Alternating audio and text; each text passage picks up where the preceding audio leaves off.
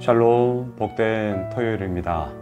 오늘은 사사기 20장 1절로 11절의 말씀, 의견과 방책을 낼지니라. 의견과 방책을 낼지니라.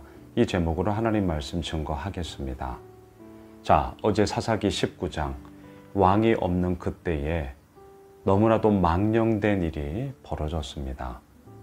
특별히 말미에 자신의 첩이 베냐민 기브와 불량배들에 의해 밤새도록 능욕을 당하고 처참하게 죽었습니다. 물론 레위인 자랑과 아무것도 없어요. 그 시신을 자신의 집으로 가지고 와서 어떻게 합니까? 참 입에 담기도 불편한데요. 12덩이로 조각을 내서 각 지파에게 보냅니다. 이러한 사건이 벌어졌다. 이거 처리해 달라라는 고소 고발의 의미였죠. 제가 어제 분명히 말씀드렸습니다.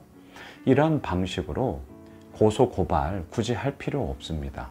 이거 잘못된 거예요. 이거 잘못된 거예요. 되게 도발적인 거죠. 자, 여하튼 간에 이러한 일이 벌어졌어요. 12지파가 어떻게 하겠습니까? 1절입니다. 이에 모든 이스라엘 자손이 단에서부터 브엘세바까지와 길라앗 땅에서 나와서 그 회중이 일제히 미스바에서 여호와 앞에 모였으니. 자, 단에서부터 브엘세바. 브엘세바는 최남단 지역이고요. 단은 최북단 지역입니다. 우리나라의 표현으로 바꾸자면 백두에서 한라까지. 여러분들 이런 표현 들어보셨죠? 예, 백두산 그리고 제주에 있는 한라산. 우리 이 한반도 땅을 표현하는 것처럼 이스라엘은 단에서부터 브엘세바까지 이러한 표현들이 나옵니다. 이스라엘 전역을 뜻해요. 그리고 길라앗 땅은 요단강 동편 땅을 얘기합니다. 두 지파 반이 또한 그곳에 머물잖아요. 다 모였습니다. 어디에? 미스바에 모였어요. 여러분, 미스바 하면 생각나는 게 뭡니까? 미스바. 이제 사사기를 지나 사무엘 사항에 가면 미스바 대각성 집회가 사무엘을 중심으로 일어났던 그곳입니다. 아직 사사시대 때는 그 일이 벌어지지는 않았죠. 여하튼 그 미스바에 모였어요. 2절입니다. 온 백성의 어른 곧 이스라엘 모든 지파의 어른들은 하나님 백성의 총회에 섰고 칼을 빼는 보병은 40만 명이었으며. 와우.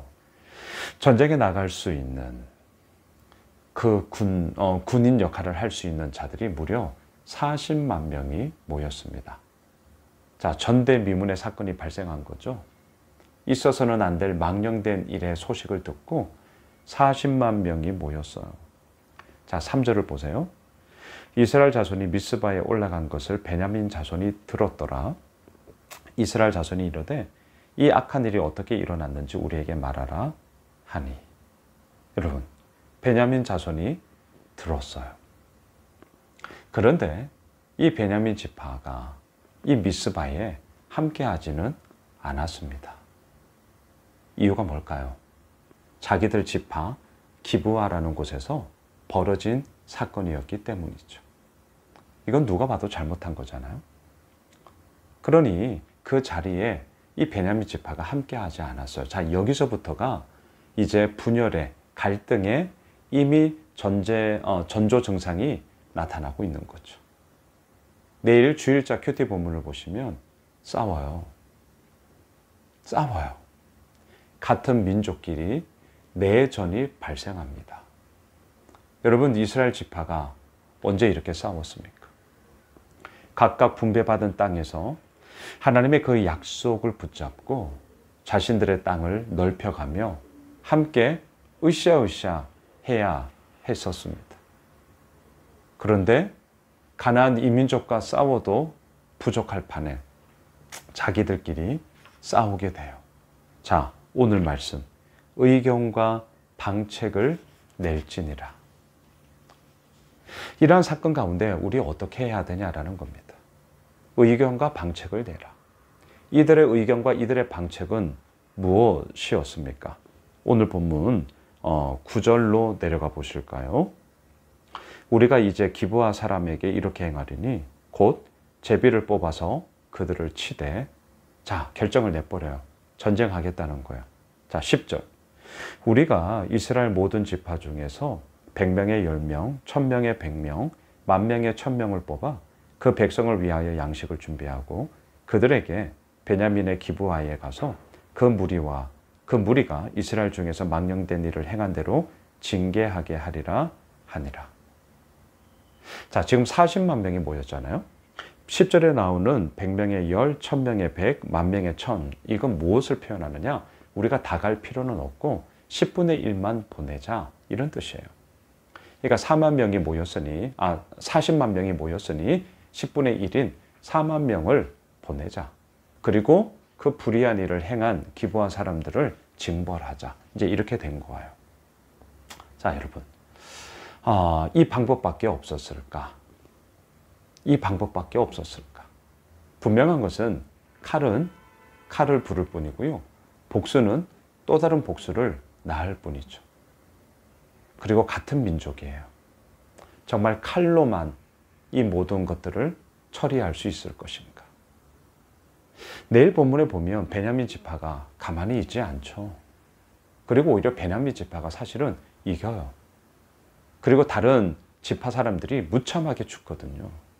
이 내전의 아픔이 얼마나 큰가? 정말 이것밖에 없었던가? 우선 이것을 계속 우리가 반문하게 되는 것이고요. 더 나아가 오늘 본문 여러분 5절을 한번 보세요. 이 레위인이 그 모여있는 사람들에게 이렇게 얘기하거든요. 기브아 사람들이 나를 치러 일어나서 밤에 내가 묵고 있던 집을 에워싸고 나를 죽이려 하고 내 첩을 욕보여 그를 죽게 한지라. 결과론적으로는 뭐 이렇게 할 수 있겠지만 사실은 이거는 진짜 어떤 선택, 어떤 결정을 하게 되는 과정 속에 정확한 진술이 필요하죠. 이거 거짓 진술이에요.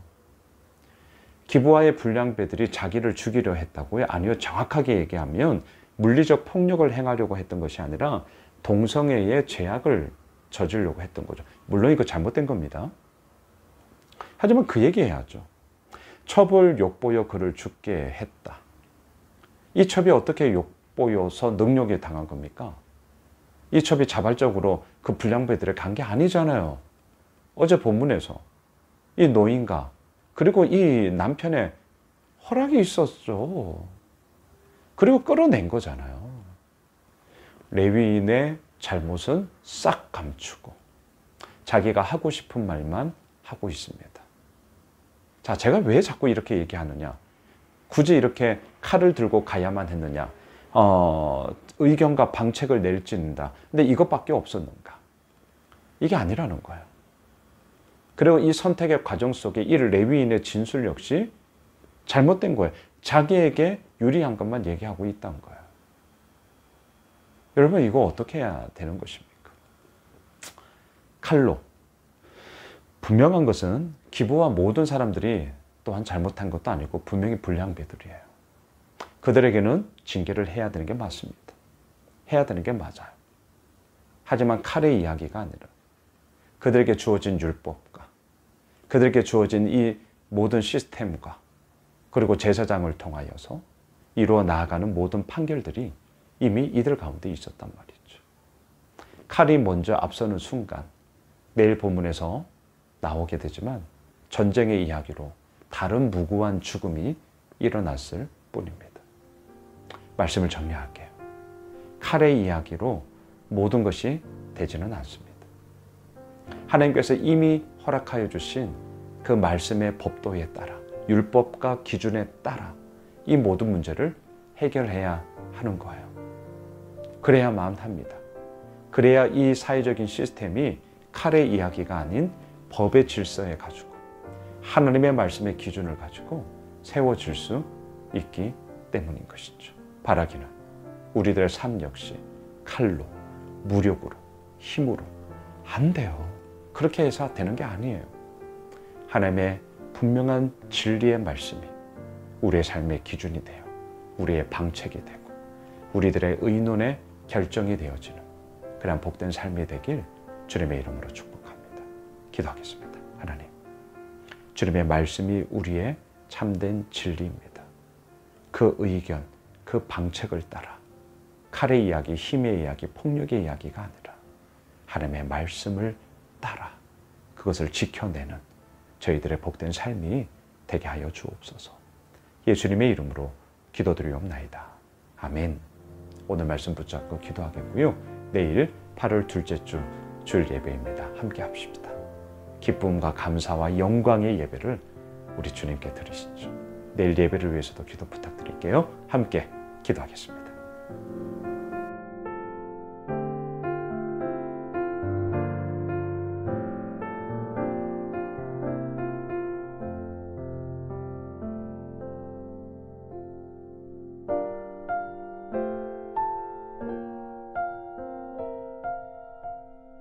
you.